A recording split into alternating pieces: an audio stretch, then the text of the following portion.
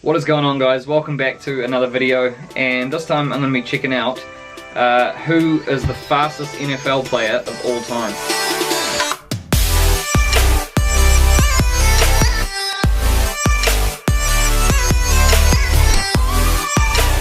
Now this is from the channel KTO, who I enjoy very much, and I think I've reacted to one other of his videos, which was really good. And I think this one was only just uploaded like maybe a week ago, and it's already on 250,000 views, so it must be pretty good. And I'm pretty intrigued to see, because, you know, so far I've reacted to a few pretty quick players. I would have to, like, you know, the ones that jump out to me are Primetime, Deion Sanders, who else, Devin Hester, man, there's a few others. What is it, Randy Moss, he was pretty quick. Bo Jackson, of course, Bo Jackson. Yeah, I'm sorry if I missed any others, but, you know, I know there are some really quick guys that I've watched, but those are the ones that I can remember at the moment. But yeah, I'm pretty interested to see this. Who KTO thinks. Oh, I don't know if this is like going to be like one of those things where, you know, he thinks who is the fastest player of all time, or if there's actually just, like, you know, cold hard evidence of, you know, 40-yard dash times or 100-meter sprint times, or, you know, maybe top speed in game during an actual game. So yeah, I'm keen, man. Let's do this. I'm excited. Fastest NFL player of all time. I wonder who. Okay, let me just make a quick guess about who I think it will be. I'm gonna say Bo Jackson. Let's check it out. Back in the day, there was an event at the Pro Bowl called the NFL's Fastest Man Competition. It was a short race between 4 selected players to try and decide who was the fastest player at the Pro Bowl. This event had been going on for decades. That's cool. And it was a fan favorite. Who doesn't love a good old-fashioned foot race? Yeah, man, I'd watch that. They're going to have one heat, and may the best man run fast. I'd make sure I didn't miss that. Uh-oh. And they're off. See, I don't know about, like, okay, so this is what I would do. I would have them in their full, like, pads, helmet, cleats, pants, like, everything. I would have them in the full game, you know, get up, because those guys are in, like, tennis shoes or trainers or whatever, and I don't know, they didn't look like they were, like, you know, you could get much traction with them. The NFL decided to give up this tradition. As far as why they decided to end it, I'm not entirely sure. Even though I know it can spice up the lackluster Pro Bowl that we witness every year, this summer we're getting a bit of justice. An event will be held by a handful of players to try and help decide who the fastest player is. It's going to be a tournament-style setting, separated into 8 offensive and 8 defensive players. This is exciting considering that Ted Ginn Jr. just offered a $10,000 bet to anyone who wanted to challenge him to a race. But even with this tournament happening soon, it only includes 16 players, which Tyreek Hill isn't one of them. And plus, there's been so many guys over the NFL's history that take claim to the league's fastest player. So, I decided to look at the numbers of a few separate races to try and decide who is the fastest man the NFL has ever seen. That's stupid. This video is brought to you by SeatGeek. SeatGeek takes tickets from Why isn't Tyreek Hill in it? One area, making buying That's simple. Insane. They're rated on a scale from 1 to 100, so you know. Oh, is that because he's had that off-field trouble lately? Maybe. Use my promo code KTO for $20 off. Maybe the NFL don't want to give that any publicity. Now let's get back to the video. Let me know.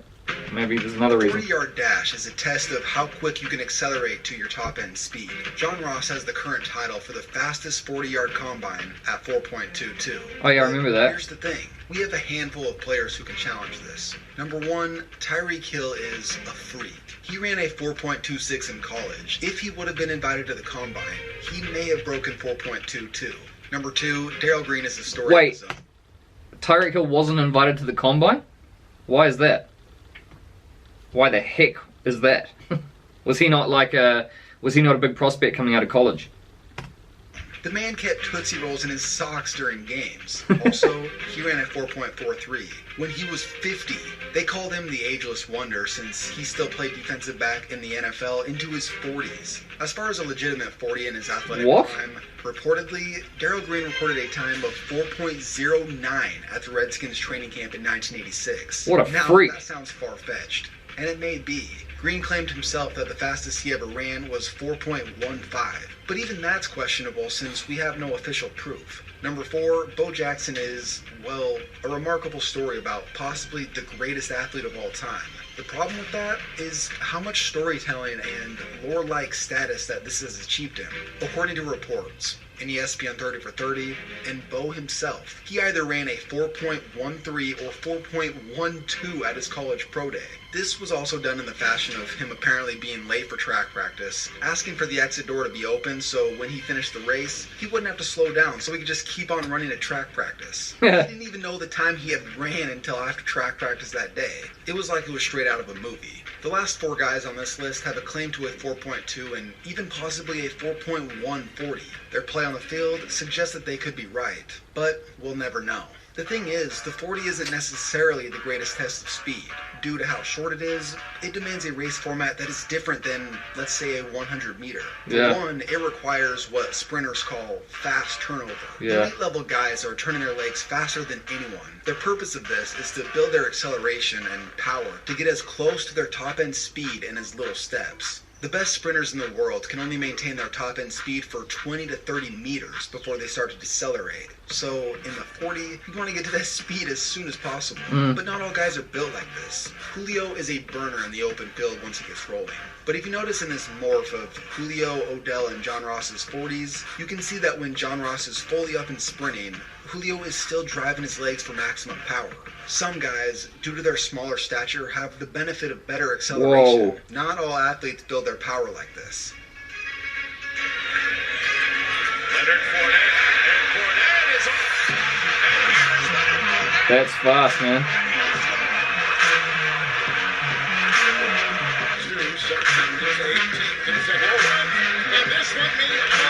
Separation.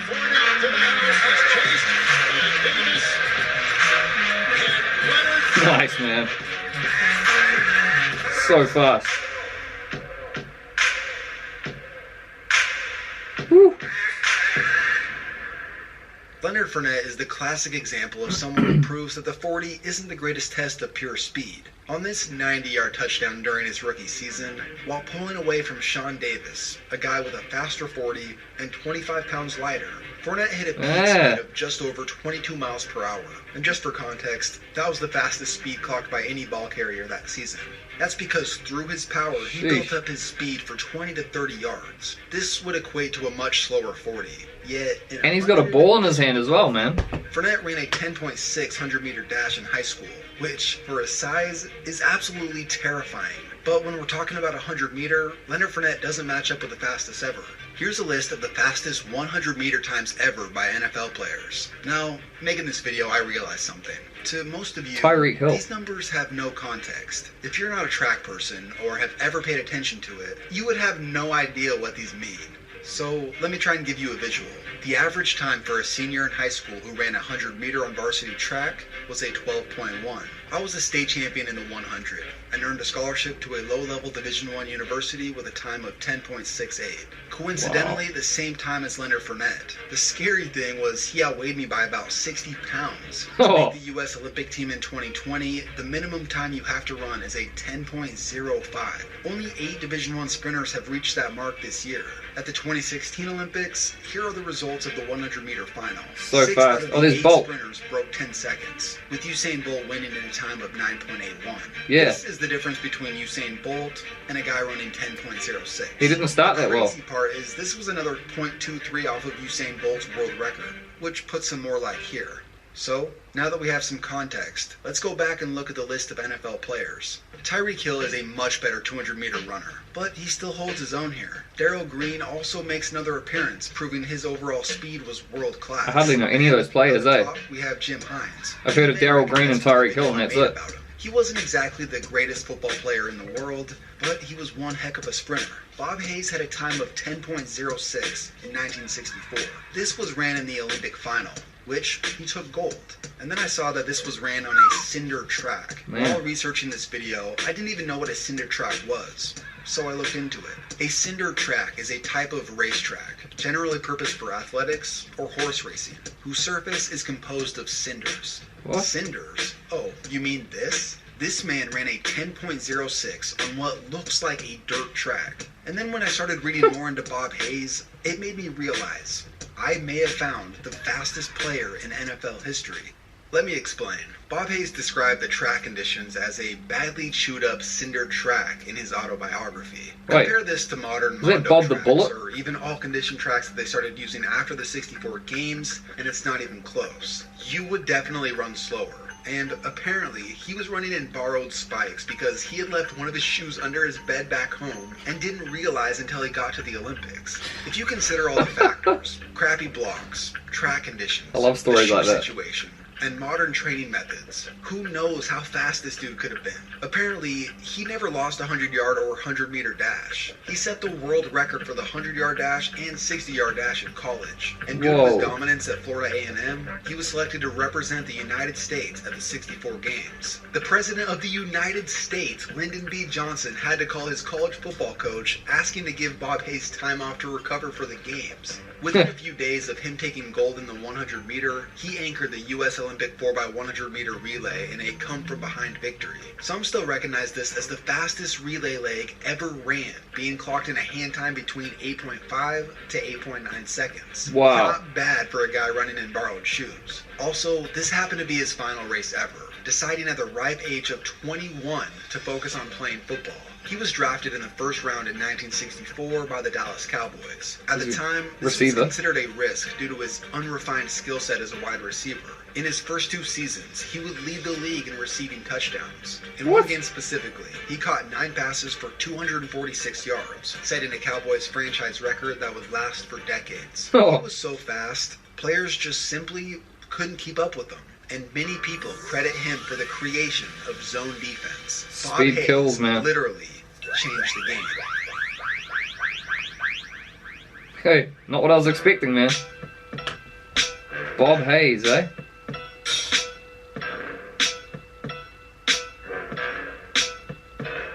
Whoa, that's cool. That's really cool. Mate, the only guy to win a gold medal in a Super Bowl. That's really cool. That's quite the achievement. But yeah, there you have it, guys. That's it. That's the fastest NFL player of all time. Okay, so that was more of, I guess, more of a, you know, a calculated decision there by KTO, which is fair enough. I guess I have to agree with him, since with my lack of knowledge in that area. But yeah, I mean, a lot of you guys have said that you reckon Bo Jackson is the fastest of all time with his 40-yard dash. But you know, from as far as I'm aware, Bo Jackson never like sprinted professionally or anything, did he? Or did he? I don't know. I've got no idea. You guys need to tell me all this stuff. So yeah, that's it, guys. Let me know if there's something that I missed, or you guys let me know in the comments what you think. Who do you think is the fastest of all time? Because I'm sure there'll be some differing opinions out there, which is fine, which is all good. Let's start some discussions, and yeah, I think it's pretty awesome video.